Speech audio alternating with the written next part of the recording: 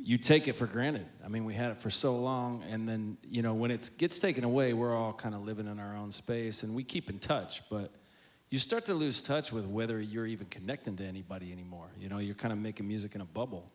And so I'll never forget, like, walking out. We had our first show back in Key West, and yeah, and it was amazing. We knew it was going to be amazing, but there was nothing that could prepare us when we walked out and heard the roar of the crowd and then seeing people singing the songs back, and you see that you're actually making your way into people's lives. That's the thing that you can never replace.